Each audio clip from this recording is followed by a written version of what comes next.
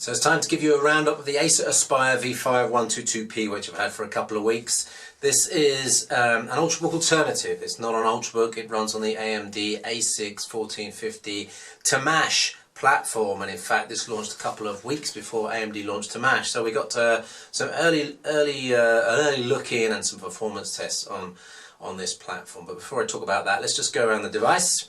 So it weighs about 1.4 kilos. It is AMD Tamash 1450 quad core up to 1.4 gigahertz. There's a question about whether it does get to 1.4 gigahertz. Some people that have tested this haven't got to 1.4 gigahertz, but although I admit there might be a problem in getting there after a couple of reboots or standby cycles, it does release itself into full power mode. It's independent of whether you set it to high power, battery saving, or balance mode in the power performance settings. So there's a clear little bug there, but after reboots or recycling into standby mode, it does get there. So 1.4 gigahertz is possible.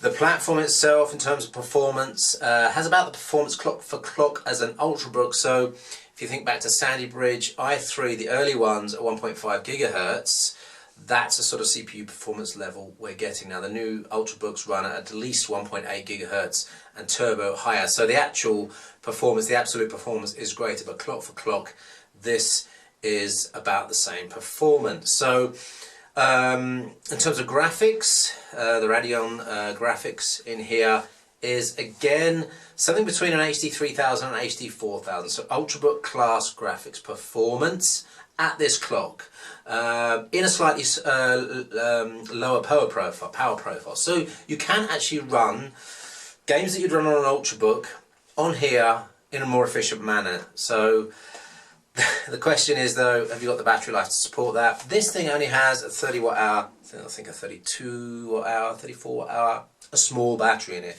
So you're only looking at 3 to 4 hours of usability anyway. So it's pretty academic, the fact that it's more efficient. So it's a 1366 by 768, a touchscreen. It's an IPS. It's a nice screen. It's not full, 180 degree viewing angles, but it's actually really quite nice. It's punchy and it's responsive in the touch. I think it's 10-finger touch. Most of you will only be using 5 fingers though, so that's probably not relevant. Nice touchscreen and good brightness. This is not super bright. It's not for outdoor uses, but it's pretty good. Keyboard, actually pretty nice. Pretty surprised about that. I thought this keyboard might be a little bit lower quality than a lot of the Ultrabooks I've tried, but it's actually slightly better than a lot of the Ultrabooks I've tried, especially when you think about devices like the Toshiba Z830, Z930, which had a very small key layout and a very low throw on the keys. It doesn't come up anywhere near something like the Dell 6430U or the Lenovo X1 Carbon, but for an hour or two, pretty good. So better than something like the Sony Vaio Duo 11, for example, which has a very tight, cramped keyboard, and it's backlit as well. So actually quite nice to use. Touchpad, okay. Responsiveness is pretty good. Clicky on the touch though. So if you're going to use it as a desktop, you probably want to plug in a mouse. 4 gigs of RAM in here, 500 gig hard drive. There's no hybrid SSD support, but what I will say is that upgrading it is a piece of cake. The back comes off very easily. You can upgrade the RAM, the network card, and the hard drive is a 2.5-inch 7mm drive. I've already dropped in a My Digital SSD BP4, 240 gigs. It really flies. So actually really worth thinking about getting this. Take the 500 gig out, put it in a SATA enclosure, use it as an external drive and put a SATA in here. 128 gigs is not going to cost you too much. Speakers are pretty good on this, really not bad at all. And also on the back here, let me close in, there is a battery extension connector and 2 screw holes here. We don't know how big the battery extension is, we haven't seen pictures of it yet, and Acer Germany don't know anything about it yet. So at some point in the future there's going to be a battery extension to this, We assume it's going to be at least the same capacity of what's inside, but I suspect maybe a little bit more, 45 watt hours, which would bring this up to 75 watt hours, 80 watt hours, and make it quite interesting. 1.6, 1.7 kilo with 7 or 8 hours duration would be quite interesting, especially for the price. Ports though, I think there's an interesting thing to mention on the ports, so I'll just go around. Full SD card slot there, and there's the USB 3. Now I'll come back to this one in a minute. It looks like a mini DisplayPort. On the other side we've got power button, headset port, another USB and the DC. There's nothing else around it, not in the front.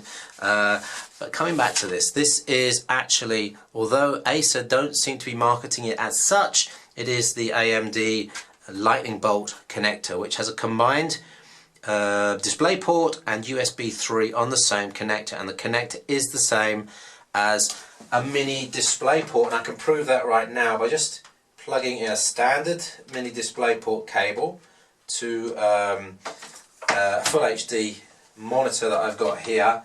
We'll just turn that on and show you that it actually works on the monitor. So that's quite interesting because you've got just easy access to screen output there of the highest quality. So DisplayPort obviously goes up above 1080p. Let's just bring that browser window up here so you can see.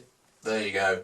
I've got 2 screens working here as an extended display. So as I mentioned, battery life around the 3 to 4 hours mark. You won't get much more out of this. Performance is sub 2013 Ultrabook, and as Haswell Ultrabooks come out, this is going to be quite a step below Ultrabooks, but it sits, I think, in a very nice area of the market, and that is potentially where the new sort of class of netbooks come in. That's low cost touch Windows 8 devices, sub notebooks you could call them, 1.3, 1.4, 1.5 kilos, what's that, £3, and a very interesting price point, €450 in Europe. That's inclusive of 19% tax, so that's equivalent I think to about $450 in the States, although having said that, it's selling for about $550 in the States on pre-order.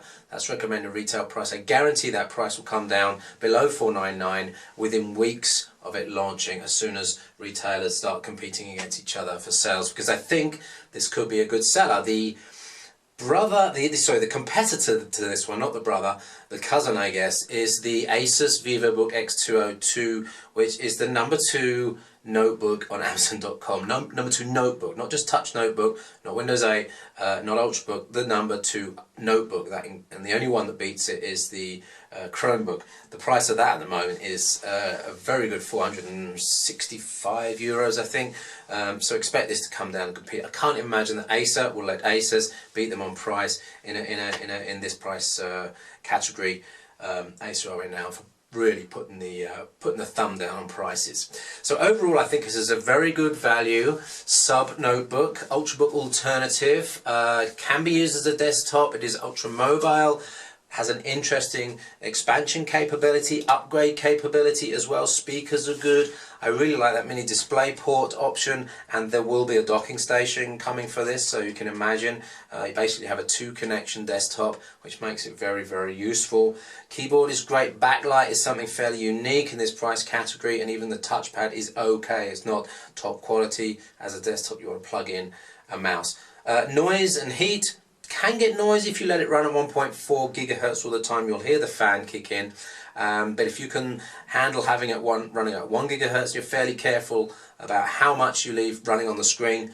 It will be almost fanless, so the fan will run right down and it'll be almost noiseless. So heat, not too bad at all. Actually, I think there's scope for turning that fan down a bit, judging by the heat or the lack of heat that I see coming out of here.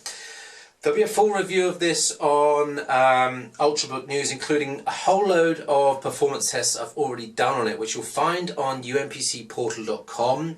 If you search for AMD TMASH performance tests, you'll find them on umpcportal.com. You'll see gaming tests, CPU tests, GPU tests, SunSpider, for example, 450 milliseconds, very competitive compared to Ultrabooks in terms of graphics as well, and compared to netbooks, this is in a completely different category, and yet in, I think, a price group that makes it extremely interesting, really sort of the follow-on from the netbook, and I'm sure there'll be more competitors in this space as we move along.